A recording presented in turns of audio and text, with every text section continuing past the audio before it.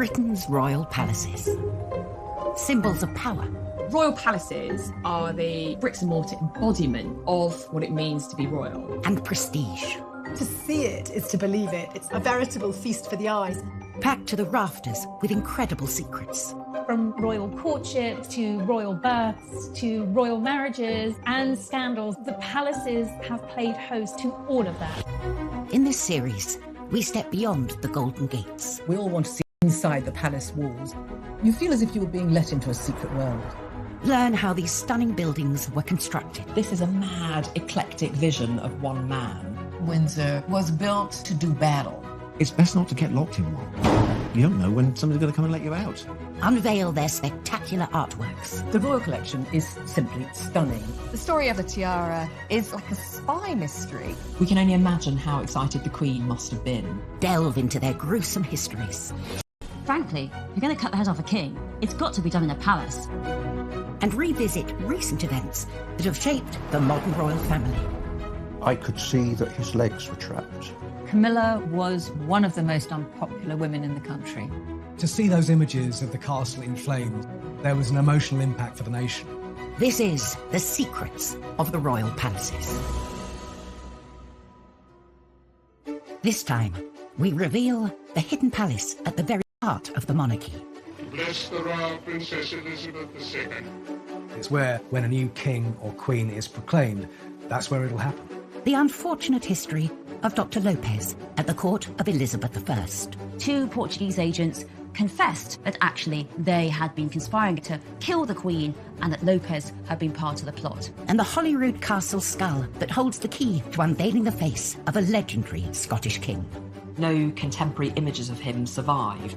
And so the skull, as well as the written descriptions we've got, are really the essential clues to this man. We uncover the shocking secrets of Queen Victoria's diaries. What you get from her insights are that she was a passionate woman. She enjoyed sex. She was in love with her husband and really celebrates their intimacy in her diary entries.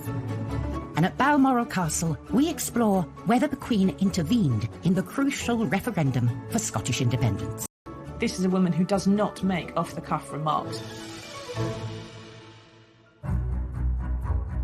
Britain's royal palaces are amongst the most instantly recognisable buildings in the world. Millions of visitors cross the royal threshold every year. But hidden among the streets of London lies an extraordinary palace that is often overlooked. In one sense, you forget it's there. It's not very noticeable. But Britain's royal palaces. Symbols of power. Royal palaces are the bricks and mortar embodiment of what it means to be royal. And prestige. To see it is to believe it. It's a veritable feast for the eyes. Packed to the rafters with incredible secrets. From royal courtships to royal births to royal marriages and scandals, the palaces have played host to all of that. In this series, we step beyond the Golden Gates. We all want to see inside the palace walls. You feel as if you were being let into a secret world. Learn how these stunning buildings were constructed. This is a mad, eclectic vision of one man. Windsor was built to do battle. It's best not to get locked in one. You don't know when somebody's going to come and let you out. Unveil their spectacular artworks. The royal collection is simply stunning. The story of the tiara is like a spy mystery. We can only imagine how excited the Queen must have been. Delve into their gruesome histories. Frankly, if you're going to cut the head off a king, it's got to be done in a palace. And revisit recent events that have shaped the modern royal family. I could see that his legs were trapped. Camilla was one of the most unpopular women in the country. To see those images of the castle in flames, there was an emotional impact for the nation. This is the secrets of the royal palaces. This time, we reveal the hidden palace at the very heart of the monarchy. Bless the royal Princess Elizabeth II. It's where, when a new king or queen is proclaimed, that's where it'll happen. The unfortunate history of Dr. Lopez at the court of Elizabeth I. 2 Portuguese agents confessed that actually they had been conspiring to kill the Queen and that Lopez had been part of the plot. And the Holyrood Castle skull that holds the key to unveiling the face of a legendary Scottish king. no contemporary images of him survive. And so the skull, as well as the written descriptions we've got, are really the essential clues to this man. We uncover the shocking secrets of Queen Victoria's diaries. What you get from her insights are that she was a passionate woman. She enjoyed sex. She was in love with her husband and really celebrates their intimacy in her diary entries. And at Balmoral Castle, we explore whether the Queen intervened in the crucial referendum for Scottish independence. This is a woman who does not make off-the-cuff remarks. Britain's royal palaces are amongst the most instantly recognisable buildings in the world. Millions of visitors cross the royal threshold every year. But hidden among the streets of London lies an extraordinary palace that is often overlooked. In one sense, you forget it's there. It's not very noticeable. But what few of us realise is that St James's Palace is actually the real seat of royal power.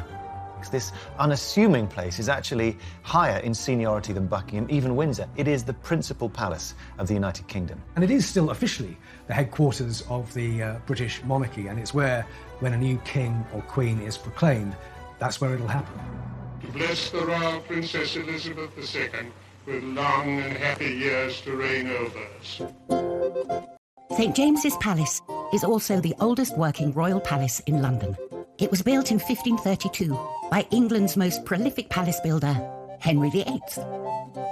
St James's Palace is synonymous with the Tudors, with Henry VIII, who built it on the site of a former leper hospital. Might have bought it in anticipation of having children, a place just outside of London, across fields and maybe at a safe distance from plague. Another theory is that it was simply for hunting, because Henry loved hunting and took every opportunity he could to do it.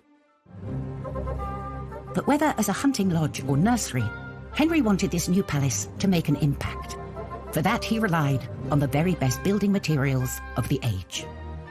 Now, you might think of brick as a commonplace material today because it's the obvious choice for building houses by the thousand.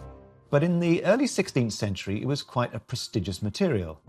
Using brick was very much a statement of that wealth and power. The final impression was a vivid pink structure, something that would have stood out for a mile. This vivid pink may have faded, but much of his brick-built masterpiece remains intact today. When you go down St James's Street off Piccadilly, what's facing you is the great gatehouse that he put there. That's really one of the lovely pieces of 16th century London, tucked away.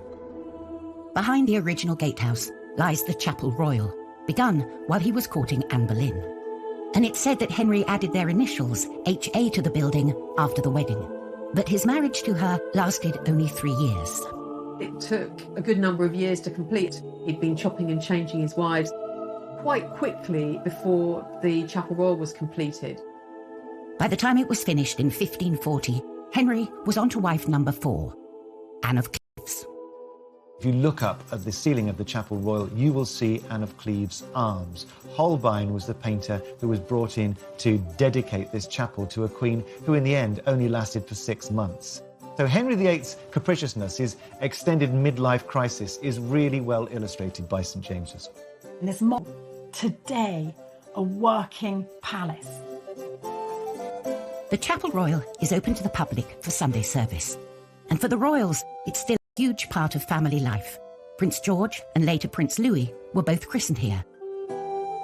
Events that brought 4 generations of monarchy together under one historic roof.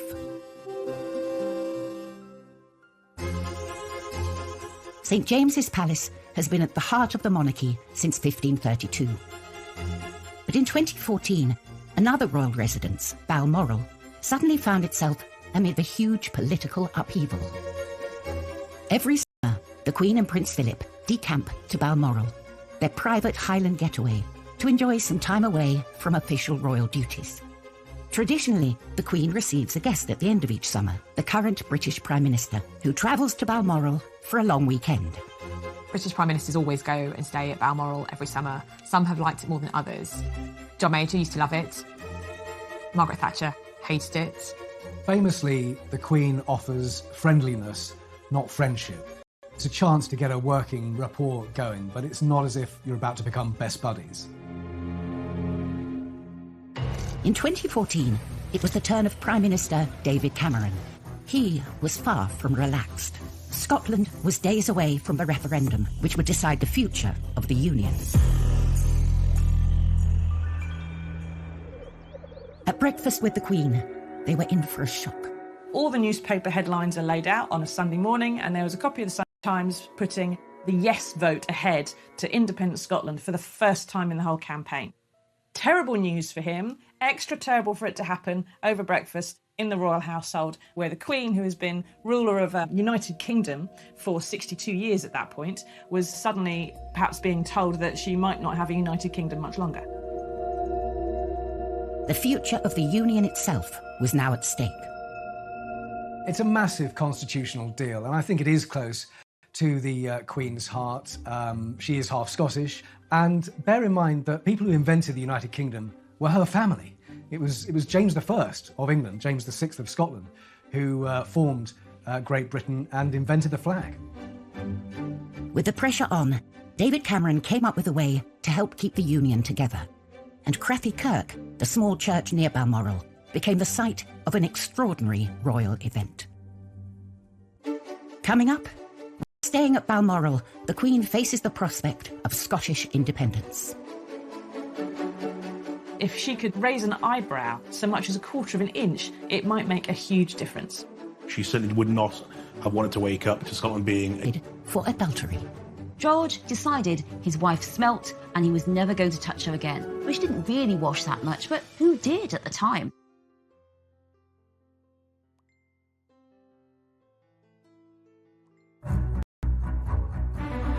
Britain's magnificent royal palaces are central to the role of the monarchy. They have been a stage for era-defining moments, from Windsor weddings to Sandringham summits.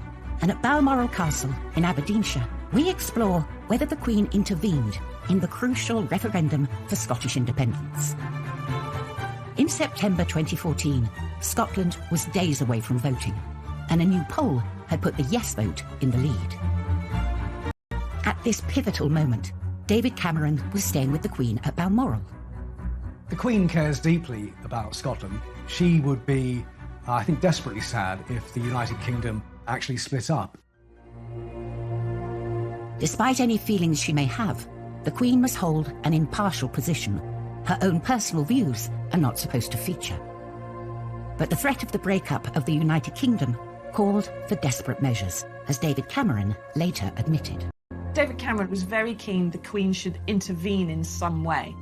Didn't want to do anything she wasn't comfortable doing, but if she could, he said, raise an eyebrow so much as a quarter of an inch, it might make a huge difference. Their private secretaries decided that the Queen could perhaps say something in a very non-political way to maybe suggest what her thoughts were. Her job is to remain politically impartial and to do what her government instructs her to do.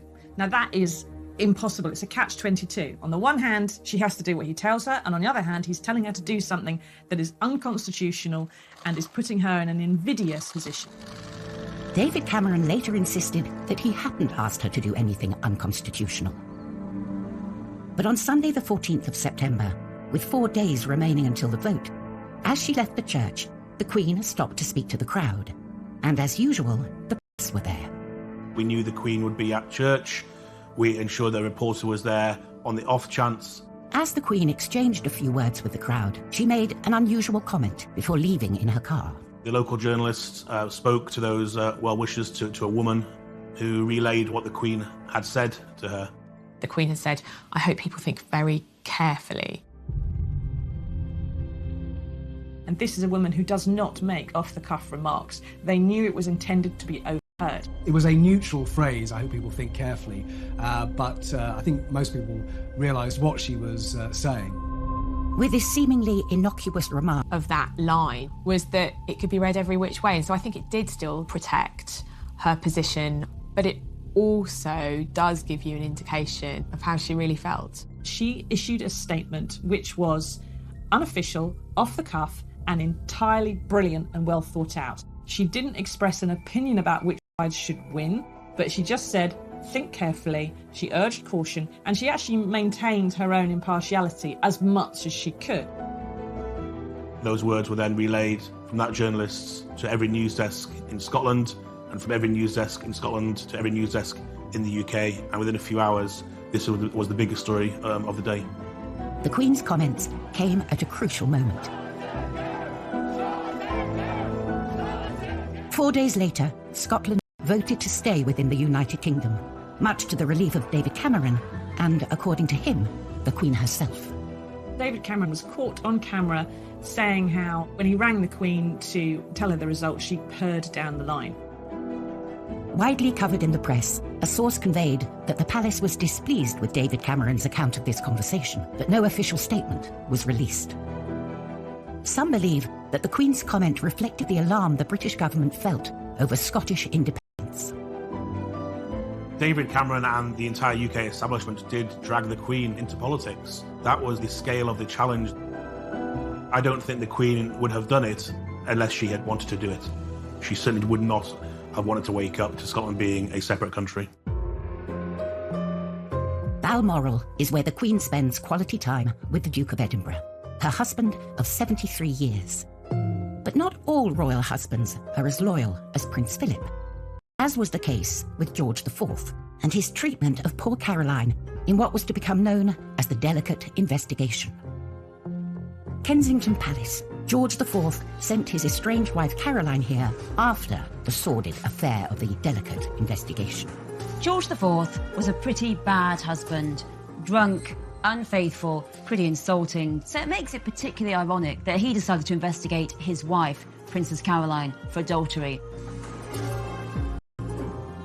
They disliked each other from their very first meeting, just 3 days before their wedding in 1795. But there was nothing to do. The marriage had to go ahead, and it went ahead at the Chapel Royal of St James's Palace. And George was completely and utterly drunk. He was wasted. The wedding night was unsurprisingly a complete disaster. George decided his wife smelt and he was never going to touch her again. She didn't really wash that much, but who did at the time? George couldn't bear Caroline. She doesn't want to. She wants to have fun, and she starts to make a lot of friends who come and see her. And increasingly, people are saying, maybe some of those friends aren't quite reputable, and maybe she's seeing them when she's not quite dressed. George hated Caroline so much, he decided to start the Delicate Investigation, a public investigation of Caroline for her conduct. A book of the proceedings was published. Although suppressed, details leaked out. So the royal dirty linen was washed out for everyone to see. Literally, as well as metaphorically, there was a question about how dirty were Caroline's bedsheets. Finally, the Cabinet Committee acquitted Caroline of adultery, but they did say they thought she'd been indiscreet in her conduct. And the country was up in arms. It really reeked of the hypocrisy of George and the royal family. After the investigation, his attitude to Caroline hardened. He abandoned her and sent her off to live at Kensington Palace so he could have fun with his mistresses. George never stopped hating Caroline, and all throughout his reign, he was in battle with Napoleon. And when they came to him and said to him that Napoleon was dead, they said, "Sire, your greatest enemy is dead." And he said, "Oh, is she really?" i.e. his greatest enemy, he thought, was his poor, abandoned, miserable queen, who he'd packed off to Kensington Palace. Only 2 miles away from Kensington Palace stands the grand but less imposing Clarence House.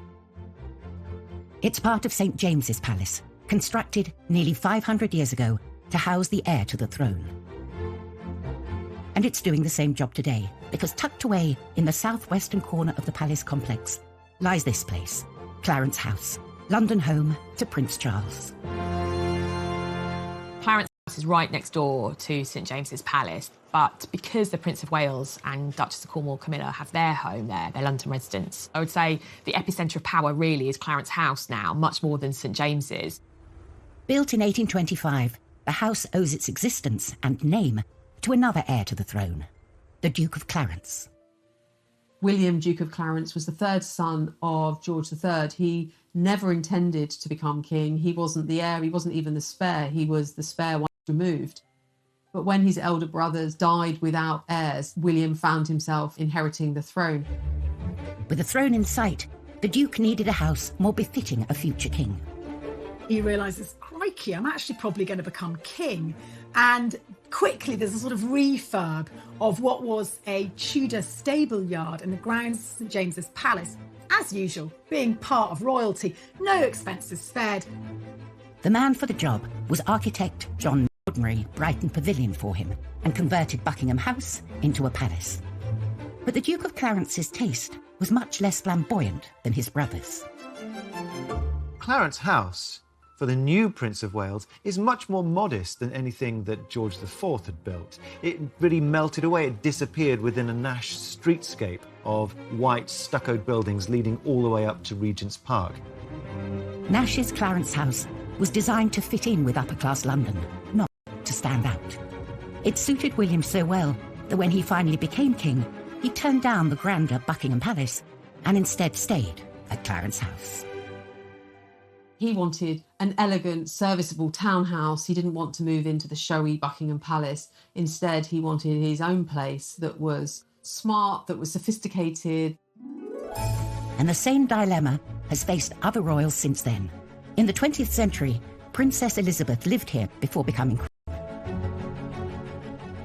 In the early years of married life, the Queen and Prince Philip decorated Clarence House just as they wanted it, and then tragically, her father died very young, and Elizabeth and Philip were told they had to live in Buckingham Palace. They had to move over the road, and they really didn't want to.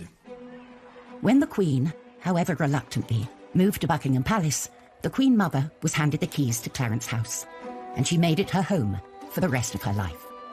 I found it homely, actually. I remember particularly the Queen Mother's birthdays at Clarence House, and then the crowds would gather outside from very, very early in the morning. And then the Queen Mother would come out and greet them all, and she really enjoyed that. So it was a place of great joy. When she died, Clarence House was passed on to the next generation, her beloved grandson Prince Charles and his wife Camilla. Her death really, really affected him. He moved into Clarence House where she had lived, and it's now his home in London. Prince Charles adored his granny. He spent an awful lot of time with her through his childhood and in later life. He would go to Clarence House and spend time with her there. He was immensely close to her, so it's no surprise to me at all that after her death, he decided that he would keep her there, ever present. But could this sentimental tie possibly lead to a shift in the seat of monarchy when the time comes? Clarence House is very dear to the Prince of Wales, but they've always made clear when asked that Buckingham Palace will continue to be, the home of the monarchy. And that's something that I guess we'll only find out the answer to in due course. Coming up, at Holyrood Palace, how a 14th century skull unveiled the face of a legendary Scottish king. At first glance, on the plinth you can see an inscription that says Robertus Scotorum Rex. It's a plaster cast taken directly from the skull of Robert the Bruce. And at Windsor Castle, the shocking secrets of Victoria's diaries are exposed. The journals contain amazing insights into Victoria's life, into her moods, her moments of happiness and sadness, insights into her sex life. You start to feel a little bit more about what this queen was about.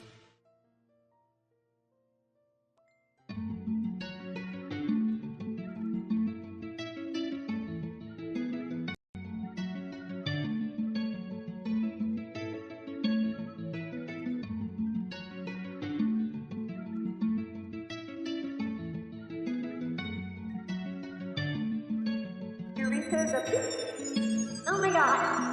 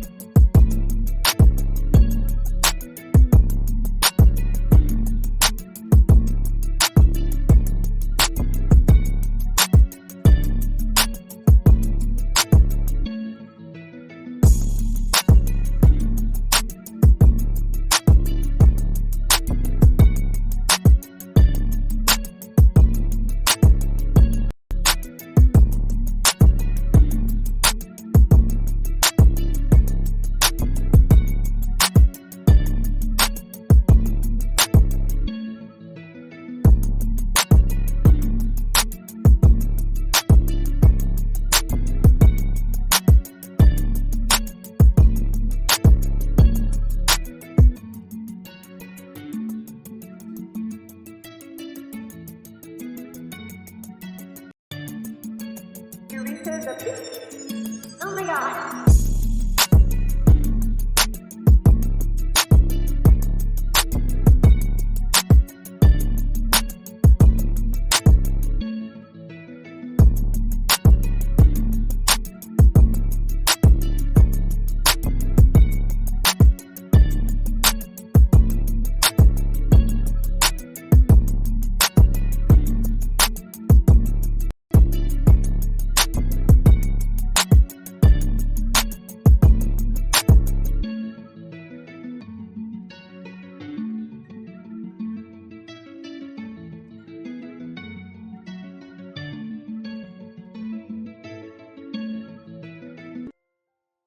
The royal palaces have always reflected our national history.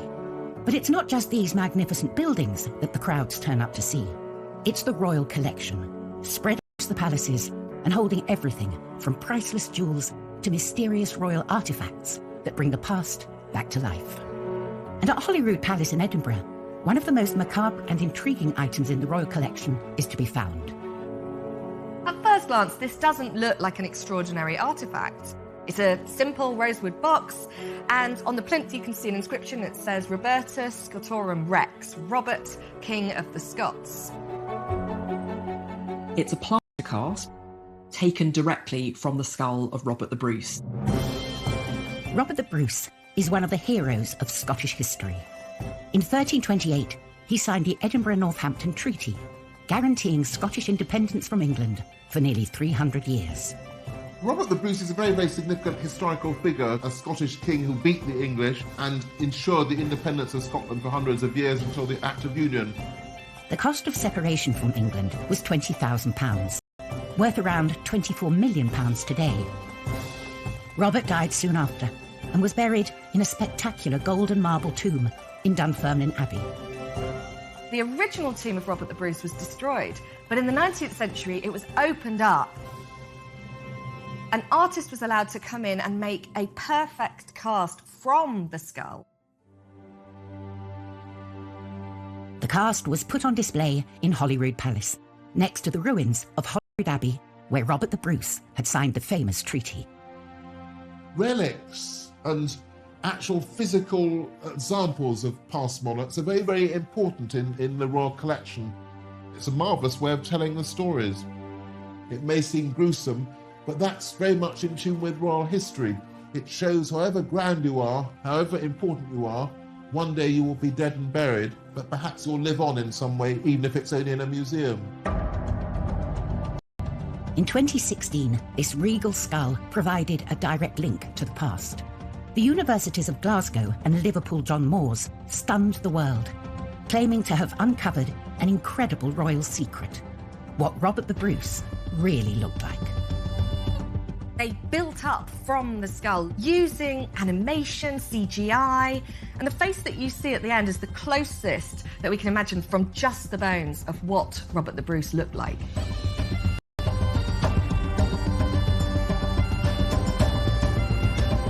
It's hugely important, particularly because no contemporary images of him survived. And so the skull, as well as the written descriptions we've got, are really the essence. And now his skull is on display at Holyrood Palace, a suitable home for a King of Scotland. It is so fitting that this cast of Robert the Bruce's skull is in Holyrood, because it's the very heart of Scottish government. The skull of Robert the Bruce is one of the most prized objects in the royal collection, an amazing thing.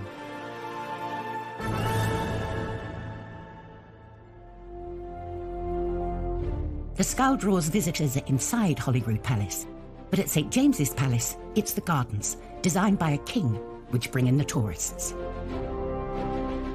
Behind its red brick Tudor facade and high walls, St James's Palace is largely off-limits to the public. But there is one part of the ancient palace open to everyone, the former palace grounds, now known as St James's Park. St James's Park has been a bit of a playground for monarchs since Henry VIII, be it hunting in Henry's case. London is unique in the world as a capital city with royal palaces cheek by jowl with semi-wilderness of parks. It's because Henry VIII loved murdering deer. Originally a stretch of marshland teeming with grazing deer, The park was intended as a royal hunting ground. And Elizabeth would go stag hunting there. James I, Elizabeth's successor, in fact had something of a menagerie there. He collected all kinds of animals and had them in the gardens at St James's Park. But it was the merry monarch, Charles II, who made the most dramatic change to the palace grounds. After 11 years of a republic that saw him exiled in France, in 1660, Charles was invited back to reclaim the monarchy. On his return, he wanted to make his mark on London. He'd been inspired by parkland around French estates for fun and for pleasure. And so when he returned to London, he looked to St James's Palace and the gardens as being used for something similar. He brought fashion, he brought culture, and it brought life back to England. And what he did within his palaces and the landscapes that surrounded them was contribute to that sense of well-being in a nation that had been utterly traumatised. The palace gardens, once reserved for royals, were opened up to the public for anyone to use. He opened up the park so that polite society would walk in them again. And the style in France was long avenues and what are called parterres de broderie, clipped grass in sometimes geometric, sometimes flowing shapes. It's an intricate kind of gardening. So it was he who brought a bit of Paris to London and made a plain piece of hunting ground in Henry VIII's period into something which appealed to the absolute highest. Serene and peaceful by day, by night, Charles's Park held some sordid secrets. By day, it was the fashionable face of London, but by night, absolutely not. The second Earl of Rochester, I think, wrote a poem. It was called A Ramble in St James's Park. And by that time, a ramble was a euphemism for the pursuit of sexual pleasure. Seediness aside, the London Park would become a blueprint for other city parks around the world. Much of the landscape has changed over time, but there's one lasting reminder of Charles's vision, a gift given to him in 1664. He was actually gifted some pelicans from the Russian ambassador, and you can enjoy looking at their, are they real descendants? I don't know, but there are still pelicans today in St James's Park.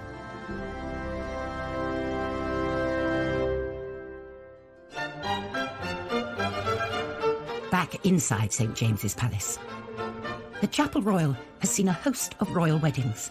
One marriage that got off to the worst possible start was the wedding of Prince Frederick and the sick princess. It was 1736. George II decides he wants his playboy son, Frederick, Prince of Wales, to marry a proper German Protestant princess. So they decide on this poor girl, Augusta of Saxe-Coburg. She's only 16. She's not courted, she's just told she's got to go and marry him. She doesn't want to come, but she has no choice. She's packed off with her doll on this ship, and the journey is really rough. She arrives in England, she's got terrible seasickness, and also she can't speak a word. Her parents hadn't taught her English because they were convinced everyone in England, now they've been ruled by German kings, would all speak German. Of course not. She's bunged into this tight wedding dress, bunged onto St James's Chapel, and when she's marched up the aisle, it's too much. She throws up, and she throws up all over her mother-in-law's very expensive skirt. Not the best start when your mother-in-law's the Queen.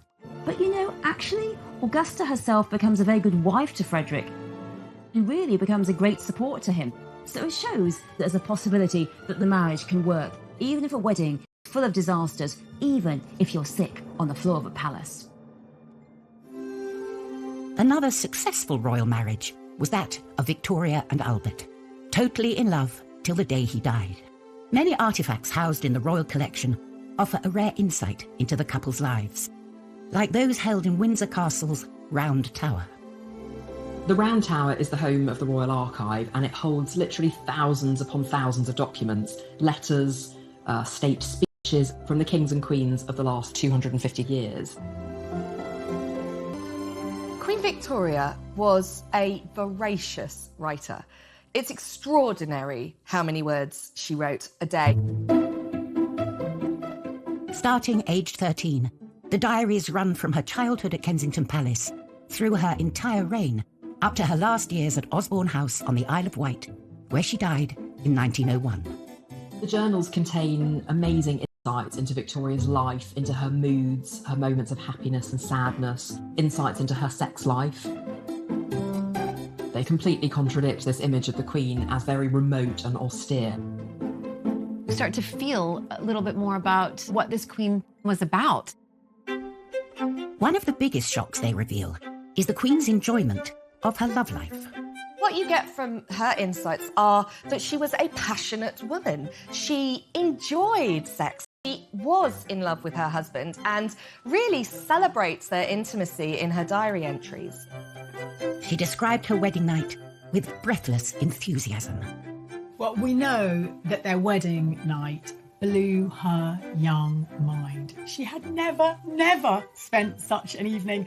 Yes, they kissed and they clasped again and again. And there's this real sense of them enjoying each other's sensuality. She boasts in her diary, "We didn't get much sleep." No, they were far too busy producing not a son and heir, it was a daughter who arrived 9 months later on the dot in November, called Victoria. There are very frank expressions of desire throughout the journals. And it completely counteracts that idea we have of the Victorians as being so prudish that they would even cover up table legs or piano legs for fear that they were being too suggestive. Through the diaries, we learn of her love of Balmoral, the royal retreat designed by her beloved Albert. We know that after Albert died in 1861, she completely withdrew from public life for a decade or more. But thanks to the journals, we can now uncover all of that. They tell us a huge amount about life behind the scenes. She was too grief-struck to go to his funeral, but every year she went back to her Scottish castle. And lest we forget, this was dearest Albert's own creation, own work, own building. It had the impress of his hand, she wrote. She saw him everywhere because it was his vision. She adored it. And of course, when Albert dies, you then get a cairn in the grounds. Balmoral was the embodiment of her prince. While Queen Victoria's journals give us an extraordinary insight into one of our longest reigning monarchs, they could have told us so much more. Coming up, why a royal daughter destroyed the evidence of the Queen's secret Balmoral passion. And why a palace visitor found himself on trial for his life. An invitation to Windsor Castle under Elizabeth I might seem like a dream ticket, but you had to be careful because there were spies everywhere.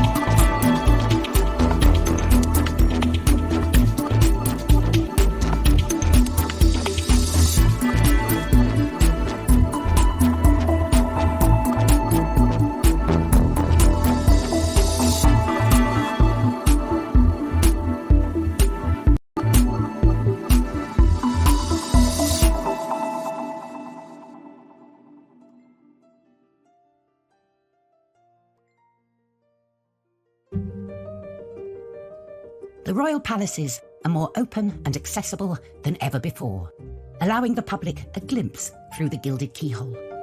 But the opportunity to delve into the mind of a monarch is much rarer. Stored in the vaults of Windsor Castle, Queen Victoria's diaries are among the most treasured palace artefacts. In her lifetime, she probably wrote over 60 million words. 44,000 pages of the journals remain, but that represents only around a third of her writing. The rest were not lost through decay or neglect, but destroyed by Victoria's own daughter. Princess Beatrice was Victoria's youngest daughter, and for only 4 when her father died, Beatrice became her mother's emotional support, entrusted editing her journals for posterity. She spent more than 30 years transcribing the journals, and it can't have been an easy task at all. Over the years, Victoria's failing eyesight affected her writing. There is a photograph of her struggling to read a letter, and her handwriting, which had been very beautiful, got bigger and messier and more scrawly, and it ends up bleeding into the ever larger black edges of the morning paper. And unfortunately for us, Princess Beatrice, very diligent. After Beatrice transcribed her selections, she actually destroyed almost all of the journals, so she deleted far more from them than what remained. As her mother's literary executor, the decision to destroy them was hers alone. Her nephew, George V, was appalled by what she was doing, but was powerless to stop it. The historians have wrung their hands ever since. this has led to some historians calling her one of the most appalling people in history. We get a sense of the sort of thing Beatrice might have been trying to cover up because the Queen herself published some of her diaries in 1868. It was particularly passages of vicious critique or very intimate encounters that she deleted. Things like there was a wonderful little episode where Albert helped Victoria into her stockings before breakfast. But while the remaining diaries reveal intimate moments with her husband, it was the entries about another man that seemed to concern Beatrice the most. Those journals, published in Victoria's lifetime, described a close friendship with her servant, John Brown. The Queen's Highland Servant. That was his title. John Brown is mentioned 21 times in the diaries, which was far, far more than most of the members of the Queen's immediate family. At the time, it was widely rumoured that the two of them were romantically involved. I can tell you it was intense, and both sides shared a mutual passion, a mutual devotion to each other. One loose page of her diary, found in John Brown's brother's possession, hints at more. She wrote, "Often I told him no one loved him more than I did. And his retort was, nor you than me. No one loves you more." In her own time, Queen Victoria was often referred to satirically as Mrs. Brown. If the whole extent of Victoria's private thoughts became public, it would have been a source of deep embarrassment for the royal family. What the Royal Collection has left is the most unique insight into a monarch's thoughts. Despite her domain, they give a remarkable insight into her incredible life behind palace walls.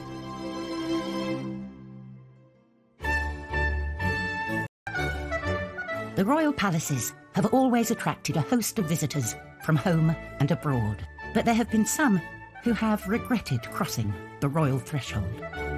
At Windsor, Elizabeth II receives dignitaries from around the world. Elizabeth I hosted guests here too. It's just that not all of them went home in one piece. This is the story of Dr. Lopez. An invitation to Windsor Castle under Elizabeth I might seem like a dream ticket, but you had to be careful because there were spies everywhere. Rodrigo Lopez was a Jewish Portuguese doctor who came to England and rapidly rose to the top of his profession and became the Queen's doctor. And the Queen also very much trusted him. When you're the Queen's doctor, you also treat the Queen's favourites, and Rodrigo Lopez treated the handsome Earl of Essex for venereal disease. No one wanted that to be known. At one dinner party at Windsor Castle, poor old Rodrigo, he drank a bit too much of Elizabeth's wine, and we've all been there, started talking too much and told everyone that the Earl of Essex had venereal disease and mocked his sexual tastes. I'm afraid to say that the Earl of Essex wasn't really the type of guy to say, oh well, you know, what happens in Windsor stays in Windsor. Instead, he was out for vengeance. Two Portuguese confessed, under a bit of torture, that actually they had been conspiring to kill the Queen and that Lopez had been part of the plot. And that sealed his fate. Dr. Lopez was put on trial at the Guildhall, and guess who was the judge? Yes, it was the Earl of Essex.